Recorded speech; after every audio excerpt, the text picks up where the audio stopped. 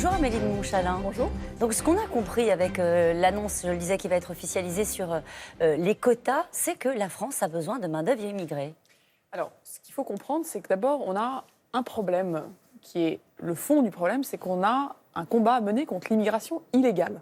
Parce que l'immigration illégale... On va en parler, mais là on parle de message qui est envoyé aux Français, qui est de dire, et c'est un peu à rebours de ce qu'on a entendu ces dernières années, qui est de dire, en fait oui, on a besoin d'une main-d'œuvre immigrée pour faire face à des secteurs en tension. Aujourd'hui, il y a 30 000 personnes qui viennent légalement en France parce qu'on a des besoins économiques.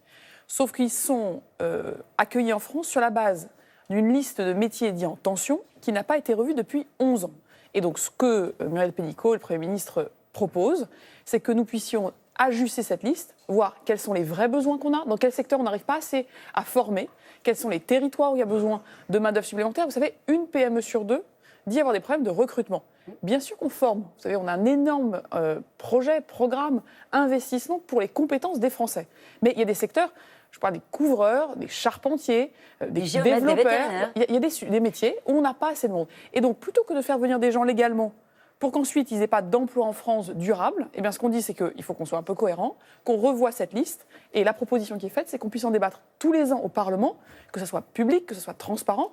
Si des parlementaires considèrent que sur tel ou tel secteur, il y a assez de main-d'œuvre française pour le faire, eh bien, on en pourra en débattre. Est-ce qu'il faut assumer aussi, par exemple, un discours autour de la régularisation des personnes qui sont entrées illégalement sur le territoire, qui sont restées, qui travaillent, qui ont acquis des compétences et qui pourraient justement combler ces manques dans certains secteurs en tension? C'est un débat qu'on peut avoir, mais moi... Qu'est-ce que vous en pensez, vous? Moi, ce que je pense, c'est d'abord, le problème de fond, c'est l'immigration illégale. Et c'est pour ça que ce qui va être présenté ce matin par le Premier ministre, c'est de dire, si on n'est pas plus organisé, si on ne clarifie pas notre politique de droit d'asile, si on ne clarifie pas l'immigration économique, on vient d'en parler, sur les métiers en tension, si on ne clarifie pas notre capacité d'intégration, à la fin, qu'est-ce qui se passe? Eh bien, il y a des gens qui viennent par des bateaux, qui meurent en Méditerranée, qui sont accueillis dans des conditions de logement déplorables, qui ne peuvent pas scolariser leurs enfants. Bref, on est devant un problème humain où, parce qu'on veut être à la fois dans l'humanité et la responsabilité, notre combat, c'est l'immigration illégale. Et quand j'entends hier, à l'Assemblée nationale, les Républicains nous dire qu'ils ne voudraient pas d'immigration légale, je leur dis, mais dans quel monde vivons-nous? La France n'est pas une forteresse, on ne va pas se barricader. Évidemment qu'on a besoin d'échanges, mais on a besoin d'avoir des échanges organisés, parce que c'est parce qu'ils seront organisés qu'on aura moins d'immigration illégale. Et c'est aussi pour ça... Alors, vous parlez d'immigration illégale, vous avez raison, c'est une majeure partie du problème. Qu'est-ce qui, dans ces annonces, permet de régler ce problème de l'immigration illégale, et en particulier le fait que la majeure partie des déboutés du droit d'asile restent sur le territoire français? Eh bien, il y a un gros travail sur ce qu'on appelle les réadmissions. La capacité d'avoir, avec les pays d'origine, un meilleur échange. Ça va avec d'abord de l'aide humanitaire, de l'aide au développement, de l'aide capacitaire, pour que ces États, par exemple, aient un État civil. Il y a beaucoup de ces États qui ne peuvent pas reconnaître les citoyens qu'on pense être de leur nationalité parce qu'ils n'ont pas le système informatique, par exemple, pour les reconnaître. Donc, il y a comment on travaille avec les pays d'origine. Parce que ces pays-là, ils n'ont pas intérêt non plus à ce que leur jeunesse parte. Et donc, recréer un dialogue où on peut reconduire ceux qui sont arrivés illégalement, mais parce que nous avons, avec les pays d'origine, une vraie stratégie de développement d'emploi, de santé. Vous l'avez déjà avec ces pays d'origine? Alors, on l'a déjà. Et avec lesquels? On l'a avec aujourd'hui 18 pays. On a 19 pays prioritaires dans l'aide publique au développement. 18 de ces pays sont en Afrique. 40% de l'aide au développement va en Afrique. Maintenant, il faut qu'on le rende plus lisible. Vous savez que l'aide publique au développement va augmenter. C'est aussi un énorme projet européen. Ça veut dire que c'est une sorte de donnant-donnant. C'est-à-dire, il y a une aide au développement, on augmente l'aide au développement, mais vous reprenez vos ressortissants. C'est ça? Alors, je ne sais pas s'il faut le présenter comme ça, c'est des engagements réciproques. C'est dans leur intérêt. C'est dans leur intérêt que la jeunesse reste chez eux. C'est pas dans leur intérêt qu'il y ait des flux illégaux.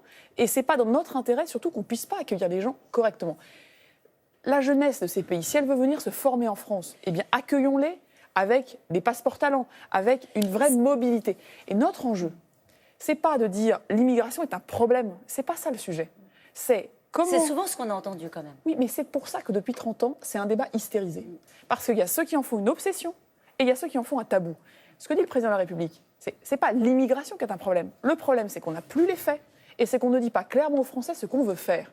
Et donc, on a créé des fantasmes, on a créé des réalités qui ne sont pas, au fond, ce que nous cherchons à faire. Mais sur cette réalité de l'immigration illégale, à part dire on va travailler avec les pays d'origine, donc vous laissez entendre que la solution, c'est les reconduites à la frontière, on sait que ça coûte très cher de réaccompagner ces ressortissants dans leur pays d'origine.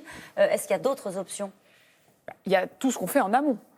Il y a les personnes qu'il faut qu'on puisse reconduire si elles n'ont pas rempli les critères. Il y a tout ce qu'on fait en amont avec les pays de transit, les pays d'origine, pour que les personnes restent dans leur pays parce qu'on y développe des possibilités de développement économique, universitaire, de formation, pour que la jeunesse puisse se dire qu'elle a un avenir dans son pays. Et puis il y a tout ce qu'on fait au niveau européen. Parce que cette immigration illégale, ces trafiquants, ces passeurs qui gagnent énormément d'argent sur la misère humaine, il faut bien voir aujourd'hui qu'ils bénéficient d'un cadre européen qui n'est pas harmonisé. Ça, c'est une partie de la négociation diplomatique que nous menons, bien sûr, avec Christophe Castaner et Laurent Nunez. C'est qu'en Europe, on se coordonne. Parce que sinon, ceux qui gagnent de l'argent, ceux qui font du trafic d'êtres humains et qui parfois les mettent en danger de manière très grave, ils profitent de notre désorganisation. Est-ce que vous allez durcir les conditions du regroupement familial ? Tout ça, ça va être annoncé là, dans quelques heures par le Premier ministre. Je préfère laisser au Premier ministre la primauté de ses annonces. Ce qui est certain, ce n'est pas une question de durcissement, c'est une question ou d'assouplissement. Ouais. C'est une question de cohérence et de lisibilité. Les Français, depuis 30 ans, on leur a balancé des chiffres et on leur dit voilà, il y a un problème. Qui ne sont jamais les mêmes, entre parenthèses. Qui sont d'abord jamais les mêmes, chiffres. Qui sont manipulés et qui ne représentent rien. Donc moi, je vous dis, la stratégie, elle tient en 3 mots. Oui. D'abord, le droit d'asile est un droit fondamental et il faut que ceux qu'on protège, on les protège vraiment. Deuxièmement, on doit rester un pays attractif pour attirer des talents dans des métiers où on a des besoins. Et troisièmement, on doit être bien meilleur sur l'intégration par le travail, l'intégration par l'apprentissage du français, l'intégration par le logement. Tout ça est très interministériel et je crois que la nouveauté de ce qui se passe ce matin, c'est que vous n'aurez pas le ministre de l'Intérieur, le Premier ministre, vous aurez tous les ministres, et vous allez voir qu'on va être très nombreux, parce que accueillir dignement notre pays et être ferme. On avance, si vous le voulez bien. Le président poursuit son voyage en Chine. Dans la bataille commerciale que se livrent les Américains et les Chinois, lequel fait le plus de mal au commerce mondial, au poste d'observation qui est le vôtre, en sachant au secrétaire d'État aux affaires européennes? Lequel fait le plus de mal au commerce mondial? Ce qui fait du mal, c'est qu'ils se battent entre eux. On a bien compris. Ce qui fait du mal, c'est que nous n'avons plus d'endroit aujourd'hui où on peut régler des différends commerciaux entre la Chine et les États-Unis de manière diplomatique. Ce qu'a fait le président de la République en Chine, d'abord, c'est qu'il n'est pas allé en tant que président français. Il y est allé aussi en tant que représentant du continent européen. Il était avec le commissaire européen à l'agriculture, bientôt au commerce. Il était avec des ministres allemands. Il était avec des entreprises et françaises et allemandes. Parce que vous imaginez bien qu'on parle avec la Chine, si on arrive, nous, on a bien compris, Français, on a besoin des Européens. Mais qu'est-ce qui fait mal? C'est que, là, vous voyez, on a signé hier avec les Chinois un accord sur la protection ce qu'on appelle les IGP, les AOP. Oui. Le fait qu'on ne veut pas de la contrebande, on ne veut pas de la contrefaçon, on veut protéger de la qualité de ce qu'on exporte. Les Chinois signent. On préfère travailler, vous voyez, sur le commerce international en ayant des accords, en ayant du dialogue, que de voir les tensions qui montent entre la Chine et les États-Unis. Vous n'avez pas répondu à la question. Quand on dit qu'en Europe, on dit que la Chine, c'est un rival systémique. Mais bien sûr, parce qu'aujourd'hui, c'est une économie qui subventionne son innovation. Oui. Et donc, qui la subventionne tellement que quand ça arrive chez nous, c'est du dumping. Donc, mais inversement, c'est les États-Unis. Quand ils nous expliquent qu'ils vont taxer Airbus, les vins et les fromages, c'est aussi un problème. Mais notre but, ce n'est pas de savoir qui est le pire. Notre but, c'est de remettre au cœur du commerce mondial des règles, du dialogue, et d'avancer par ce qu'on a fait, là, depuis quelques jours, de la négociation, et qu'on soit bien dans des intérêts partagés. Certains vont trouver ça naïf.